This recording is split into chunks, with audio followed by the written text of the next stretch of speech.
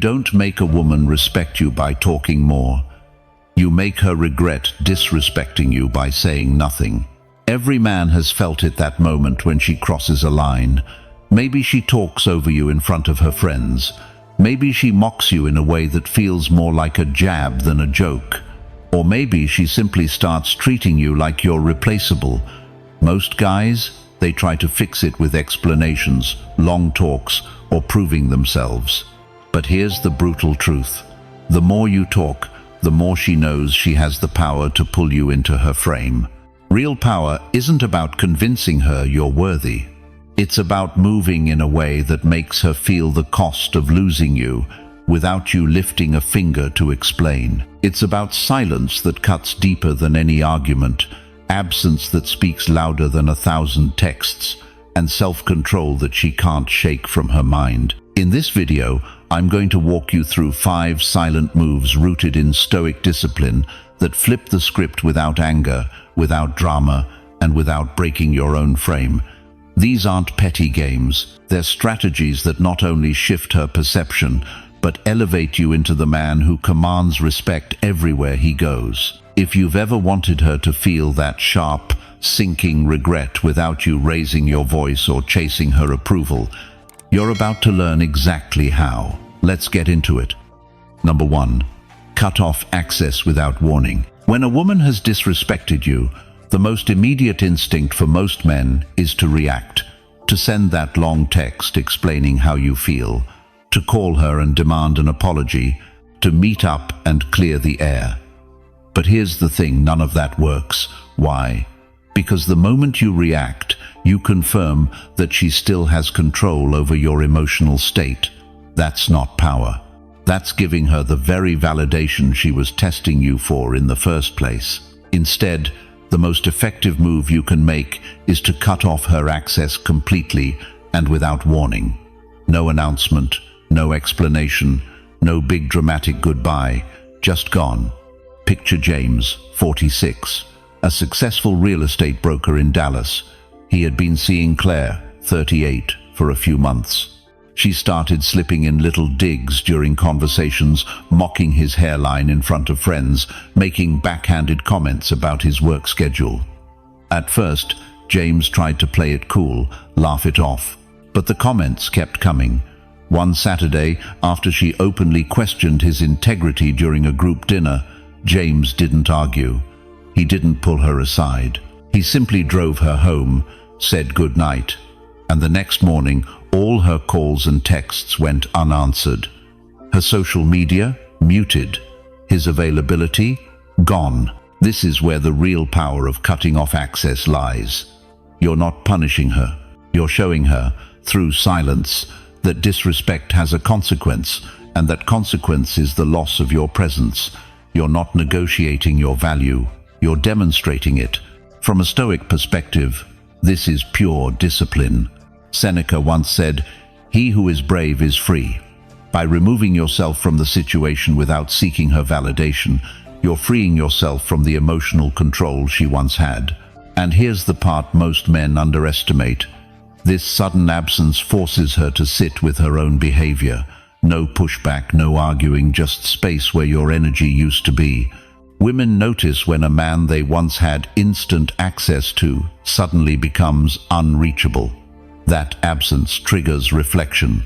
She may start replaying the last few interactions, questioning what she said and why the energy shifted so abruptly. It's human nature to crave what's no longer available, and when you take yourself out of reach, you become the thing she can't stop thinking about. Now, this only works if you truly commit to it. You can't cut off access for 3 days, then respond to her, "Hey stranger" text because you're feeling lonely. That's not discipline, that's a bluff. And once she calls it, the effect is gone. The power comes from consistency. When James disappeared from Claire's orbit, she didn't know how to handle it. A week later, she sent him a long message, half apology, half confusion. But by then, James had already moved on mentally. Cutting off access wasn't about making her chase him back. It was about protecting his self-respect and refusing to stay where he wasn't valued. If you've ever had to remove yourself from a situation to protect your respect, drop this in the comments. I choose me, because at the end of the day, cutting off access without warning is more than just a silent move. It's a reset of the balance of power. You're no longer in her frame, you're in your own. And that's where true respect begins. Number 2, level up quietly. There's a particular kind of regret that hits hard, and it's not caused by angry words or big confrontations. It's the regret that creeps in when someone realizes they underestimated you, and now you've become someone they can't even reach anymore. That's what happens when you level up quietly. Most men make the mistake of trying to prove their worth directly to the woman who disrespected them. They'll talk about their plans, their new goals, or how they're working on themselves. But here's the truth: when you tell her what you're doing, you give her the chance to dismiss it, downplay it, or even sabotage it. The Stoics understood this well. Epictetus said, "Don't explain your philosophy, embody it." The same principle applies here. Don't announce your next move. Don't post constant updates or try to make sure she knows what you're doing. Just do it. Make your improvements in silence, where no one can dilute your focus. Leveling up quietly works because it shifts your energy inward. You're not moving with the intent to prove her wrong, you're moving to become better for yourself. That's the kind of growth that lasts, because it's not dependent on anyone's approval. You hit the gym more consistently, you refine your style, you upgrade your career skills, you expand your social circle, and you do it all without fanfare. Here's the twist: silence makes the impact louder. She won't hear about what you're doing from you. She'll see it when she least expects it. Maybe it's months later, when you cross paths at an event and you look sharper, more confident, more grounded. Or she notices mutual friends reacting differently to you. The realization lands harder because she wasn't prepared for it. And it's not just about physical changes, it's about emotional and mental upgrades too. The man she once knew, the one who let her disrespect slide, is gone. In his place is someone more disciplined, more selective with his time, and completely unmoved by her opinion. That unshakable calm is what truly gets under her skin. In Stoic terms, you're practicing ataraxia, freedom from disturbance. By focusing on your own growth without broadcasting it, you create a life where her validation simply isn't a factor anymore. And when she's no longer the center of your attention, she feels the loss of that position. The beauty of this move is that it's impossible for her to fight against. You're not engaging in arguments or trying to win against her. You're simply moving forward in a way that makes her irrelevant to your progress. That's the ultimate shift in frame. You've stopped being a character in her story and started being the author of your own. And yes, the day she notices will come. It might be subtle, a double take when she sees you, a pause before she speaks, a flicker of something in her expression. Or it might be obvious, an attempt to reconnect, to catch up, to test if she can still get your attention. That's when you know the silent work paid off. If you've ever transformed yourself without telling anyone and enjoyed the shock it caused later, drop this in the comments. I move in silence. Because leveling up quietly isn't about revenge, it's about rewriting your own standard. And nothing makes someone regret disrespecting you more than realizing the man they dismissed has become someone they can no longer reach. Number 3, stop explaining yourself. One of the fastest ways to lose respect is to over-explain your actions. The more you try to justify what you're doing, the more you signal that you're seeking permission or approval. And when a woman has already disrespected you, the last thing you want to do is hand her that kind of leverage. Explaining feels harmless in the moment. You might think you're being polite, reasonable, or transparent, but in reality, you're teaching her that your decisions are up for debate. Once you start defending your choices, you've already placed yourself in her frame, reacting to her judgment instead of owning your path. Let me give you a picture of how this plays out. Robert, 52, a small business owner in Chicago, had been dating Melissa, 41, for almost a year. Things were good until they weren't. Melissa started criticizing his weekend plans, questioning why he didn't want to go to certain social events, and even making snide comments about how he spent money.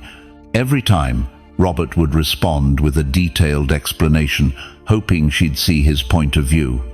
But instead of respect, all he got was more nitpicking. One Friday, Melissa asked why he didn't want to join her and her friends for drinks. Robert started to give his usual explanation, but then he stopped. He simply said, "That's not what I'm doing tonight," smiled, and moved on with his evening. No debate, no defense. That small shift threw Melissa off completely. Here's why this works. When you stop explaining yourself, you're communicating that your choices stand on their own. You're not asking for validation. You're not trying to be understood before you act. You're showing that your decisions are final because they're yours, period. From a Stoic perspective, this is about keeping your focus on what's within your control. Marcus Aurelius wrote, "If it is not right, do not do it. If it is not true, do not say it." Notice what's missing. There's no clause about convincing others it's right or true. The judgment of your actions comes from you, not from her. The power in this move isn't arrogance, it's certainty. It's the quiet confidence that says, "I know who I am, and I don't need to run my choices through anyone else's filter." And that's incredibly disruptive to someone who's used to influencing you. Now, this doesn't mean you become cold or dismissive. You can still be polite and warm while staying firm. The key is to replace explanations with concise statements that close the door on debate.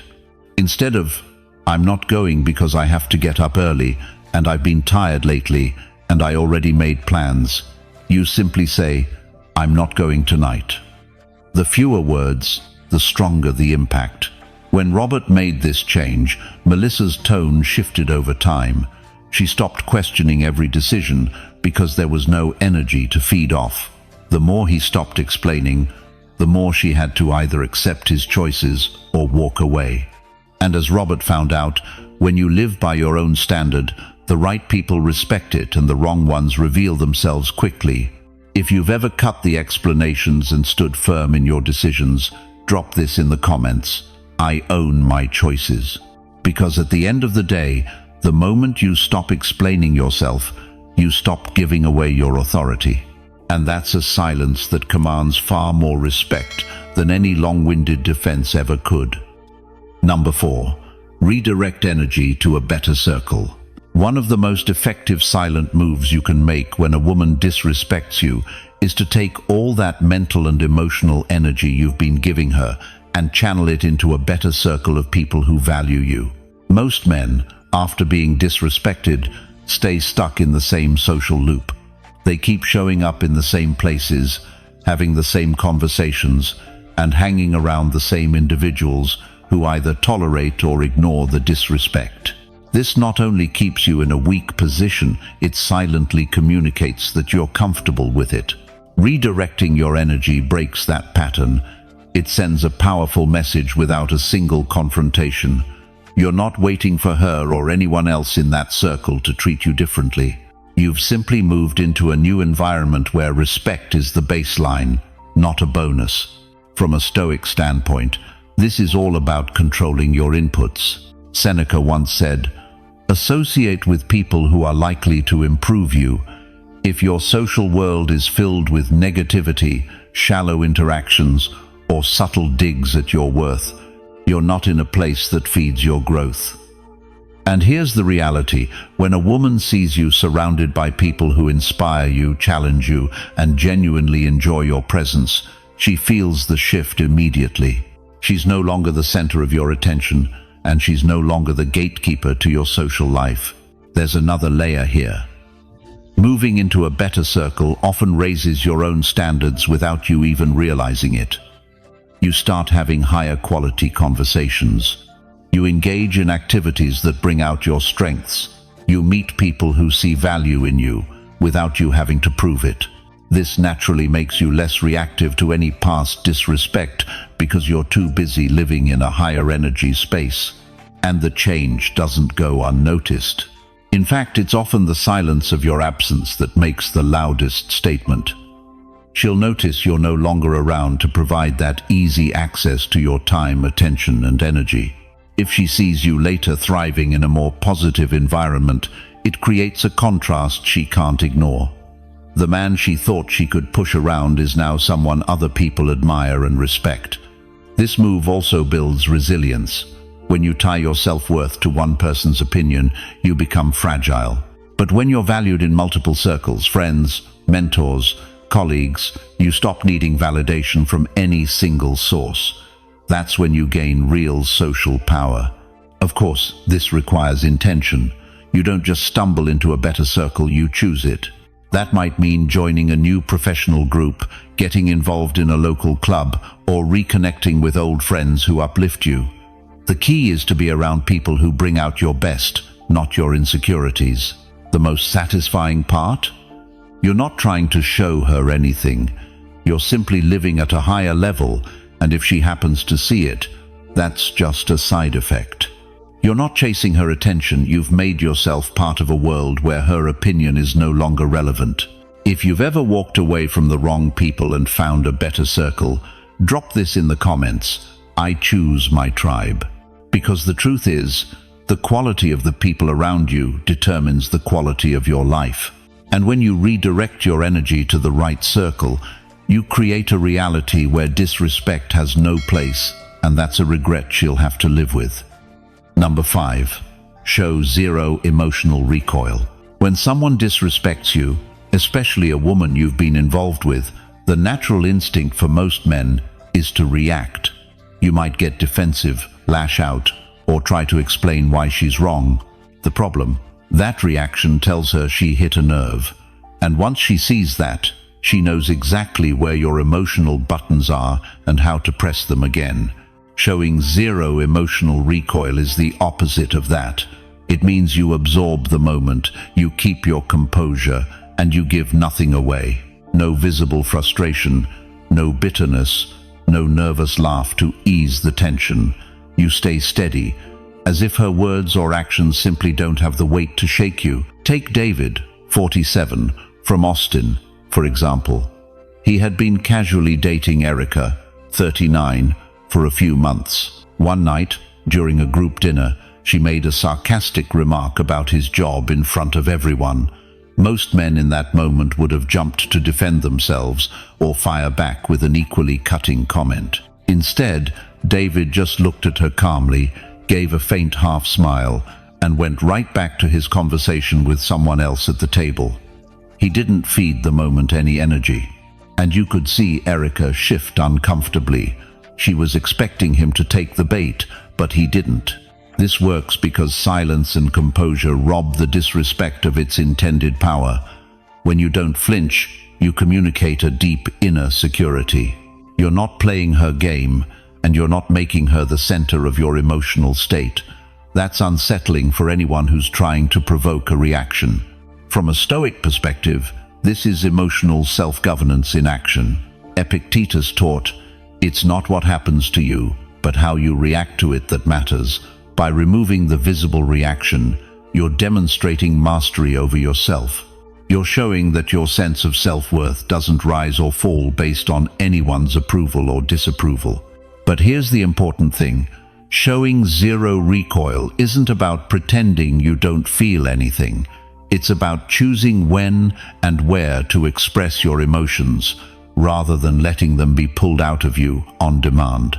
In David's case, he processed the disrespect later, on his own terms, without giving Erica the satisfaction of seeing it land. The effect of this is twofold. First, it creates uncertainty in her mind. She doesn't know what you're thinking or how you feel about what she said. That loss of control can make her second-guess her behavior. Second, it keeps your power intact. You're not scrambling to recover your dignity. You never lost it in the first place. And here's the kicker. The less you react, the more the disrespect boomerangs back onto the person who gave it. When the crowd sees that you're unshaken, the moment becomes a reflection on her character, not yours. David's friends later told him they thought her comment was out of line, not because he said so, but because his calm demeanor made it obvious. If you've ever held your ground and refused to give someone the reaction they were fishing for, drop this in the comments. I stay unshaken. Because at the end of the day, showing zero emotional recoil isn't just about not reacting, it's about proving to yourself that your center of gravity is internal, not external. And once you have that, nobody can take it from you. Number 6. Let your absence speak louder. Sometimes the most powerful statement you can make is to stop showing up. Not in anger, not in a dramatic exit, but with a calm and deliberate withdrawal that says, without words, I don't need to be here anymore. When a woman has disrespected you, she often expects one of two reactions. You either confront her directly, which keeps you in her orbit, or you stay present but visibly wounded, which feeds her ego. What she doesn't expect, and what disrupts her sense of control, is the silent removal of your presence from her life.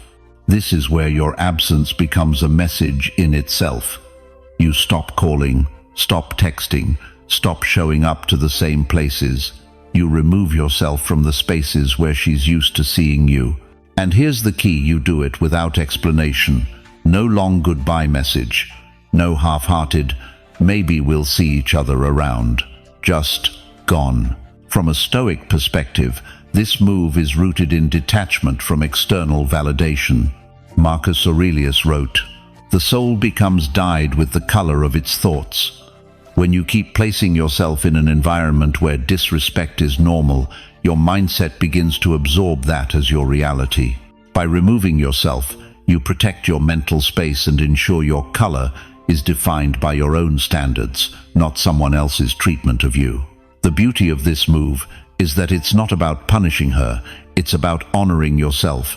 You're not disappearing in hopes she'll chase you, though that often happens. You're disappearing because you've recognized your time and energy are worth more than what you've been getting in return.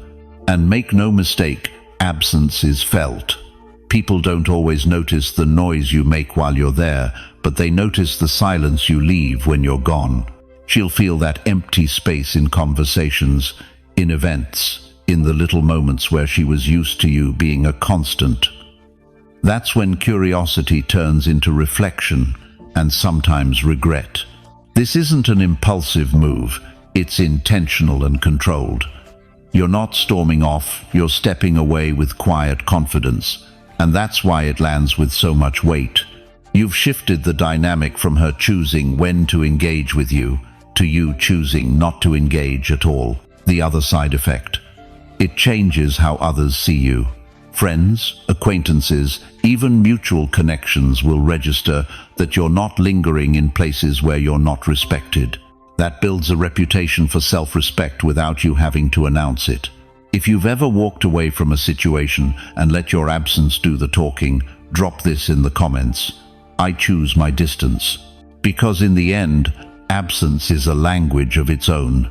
And when you speak it fluently, you don't just leave a space, you leave an impression.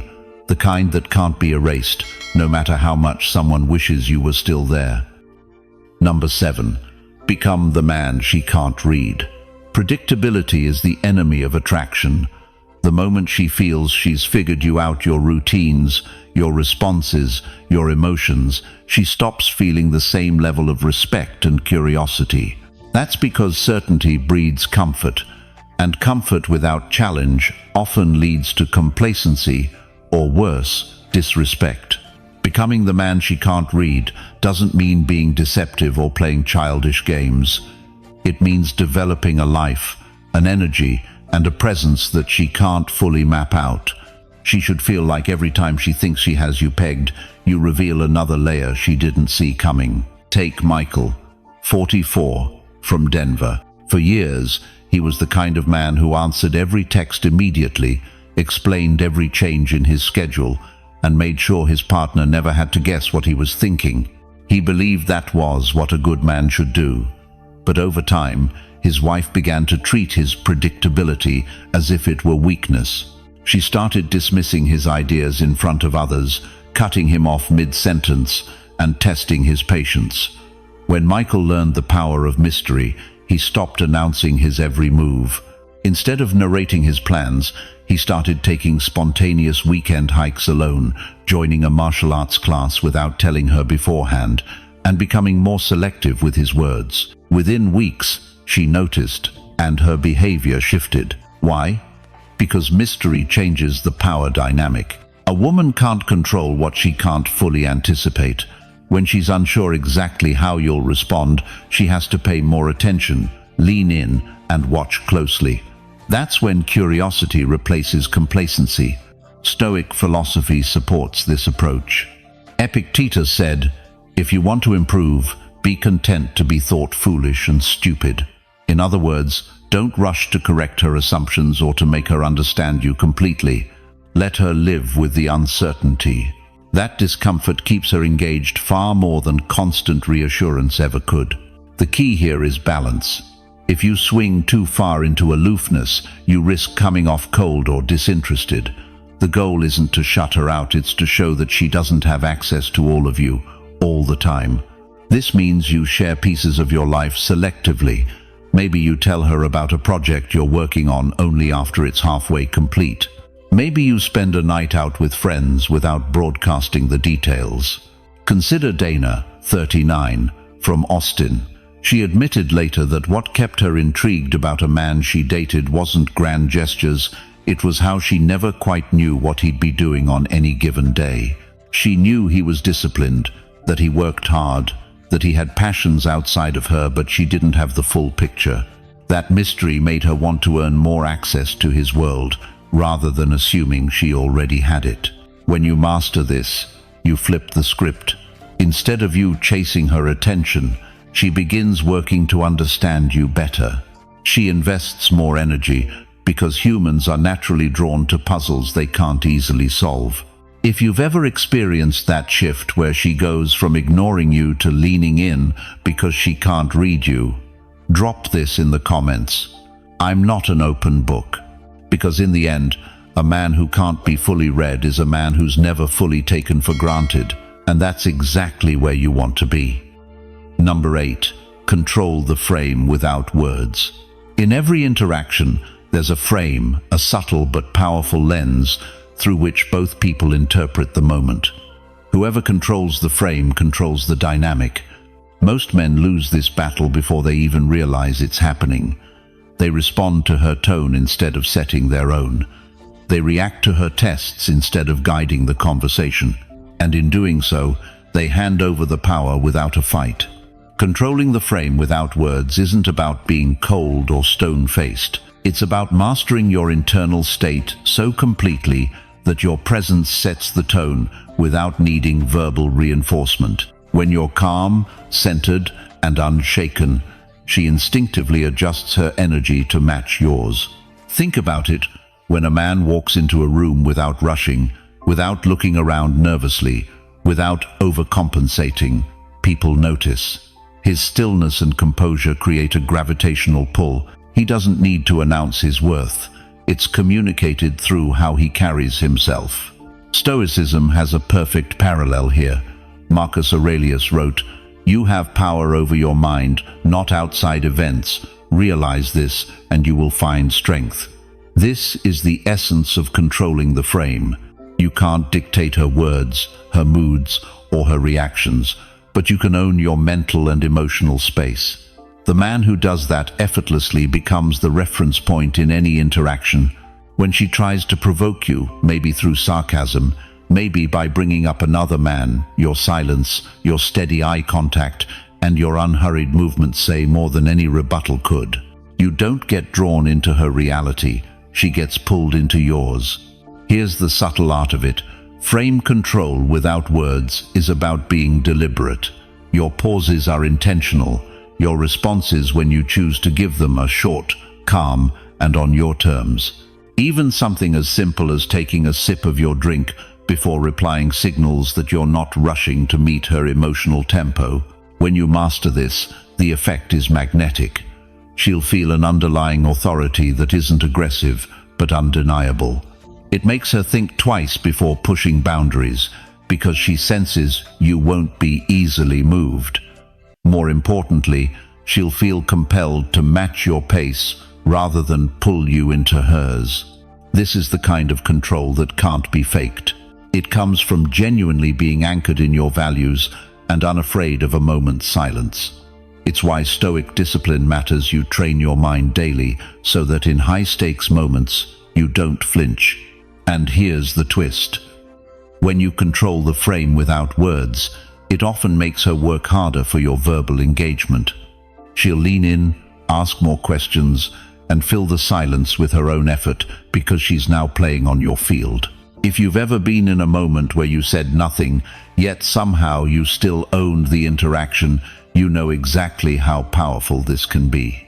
And if you want to signal to yourself and everyone else that you're committed to being that man, drop this in the comments. I own the frame. Because once you learn to control it without words, you'll realize it's not just a dating skill, it's a life skill, and very few men ever truly master it.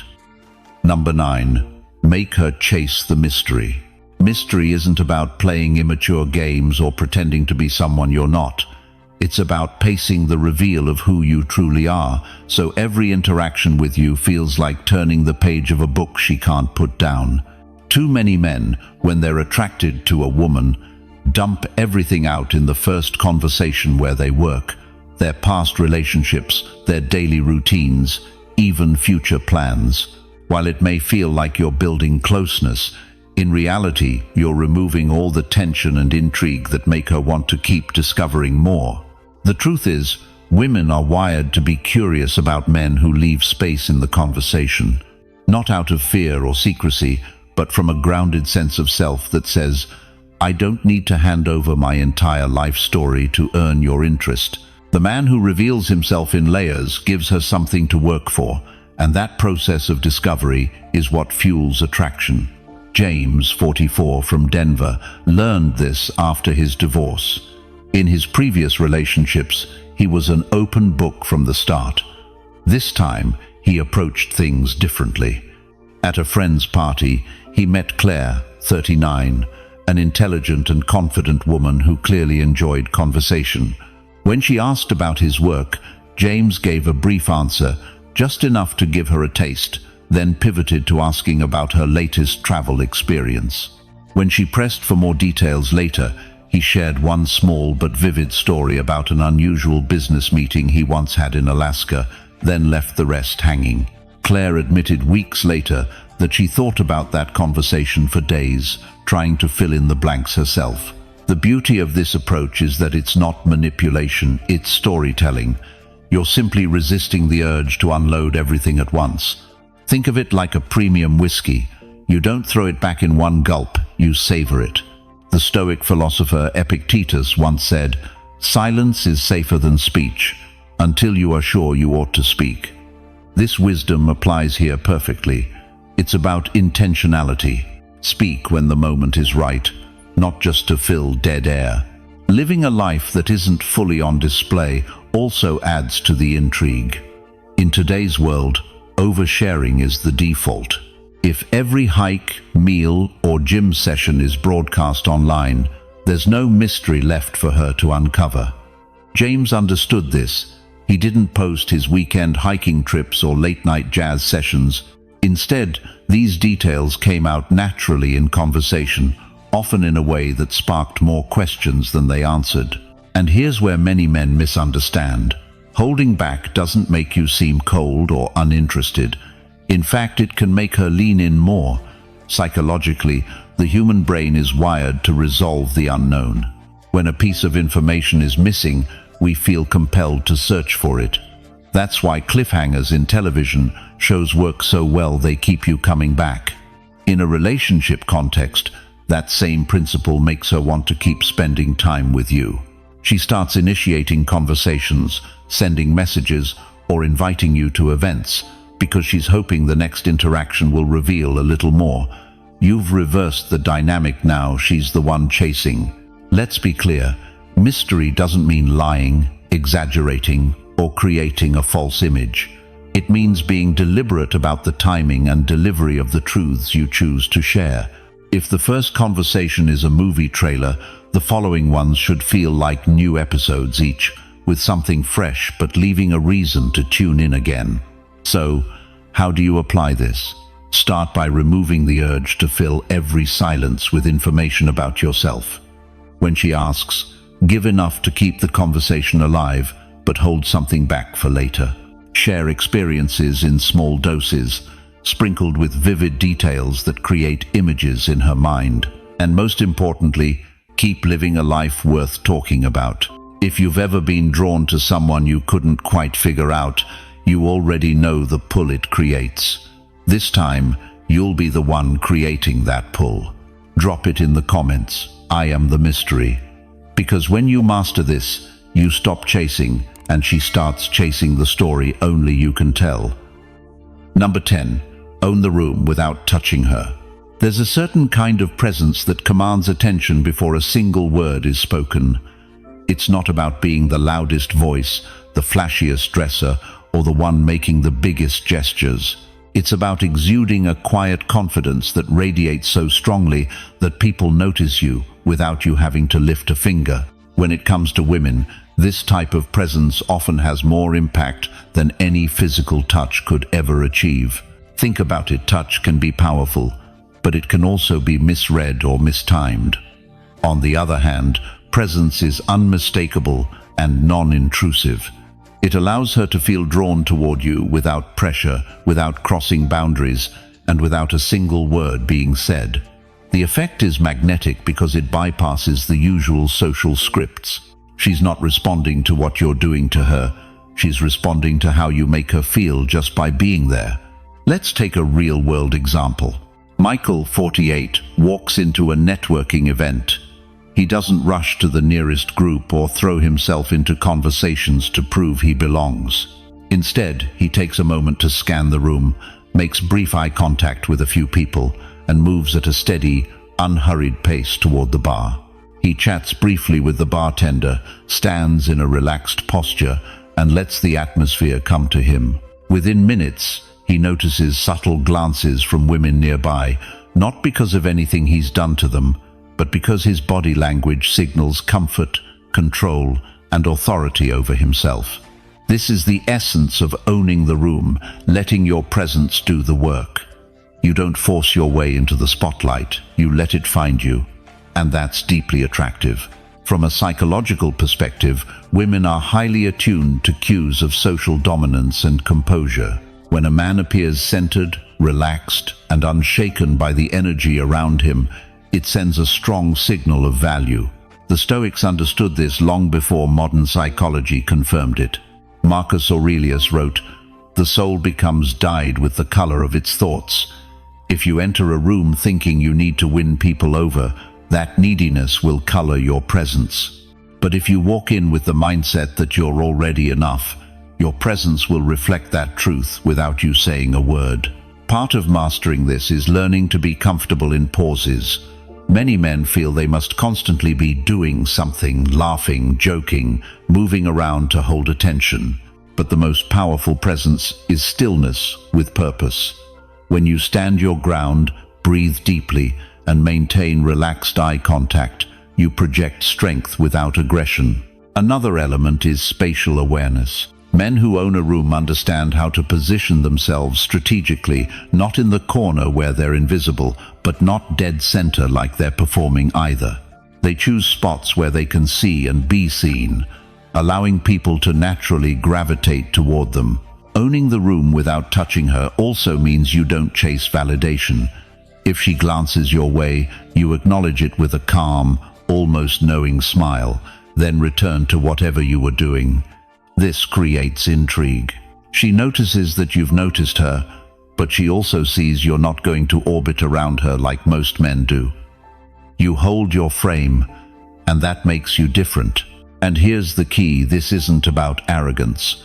True presence comes from self-mastery, not ego. It's the difference between a man who's trying to prove something to everyone in the room and a man who's simply comfortable in his own skin. That kind of authenticity is rare, and because it's rare, it's compelling. When you can command attention without physical contact, you're playing on a level most men never reach. You're showing her and everyone else that your value isn't dependent on immediate validation, proximity, or touch. It's inherent. It's in the way you carry yourself, the energy you project, and the grounded confidence you bring into every space you enter. So, the next time you walk into a room, remember, you don't need to touch her to make an impact. Your presence, if cultivated and controlled, will do more than any single gesture ever could. And that's the mark of a man she'll remember long after the night is over. All right, gentlemen, if you've been paying attention, you now understand the power of silent moves and subtle dominance. Every one of these strategies works because they shift the dynamic without you having to over-explain, overcompensate, or overreach. They put you back in control, not just of the situation, but of yourself. If this video gave you a fresh perspective or reminded you of something you've always known deep down, then make sure you subscribe to the channel. That way, you'll never miss the next piece of insight that could completely change how you move through the world. Thanks for watching, and as always, I appreciate you for being here. Keep your frame, protect your energy, and I'll see you tomorrow.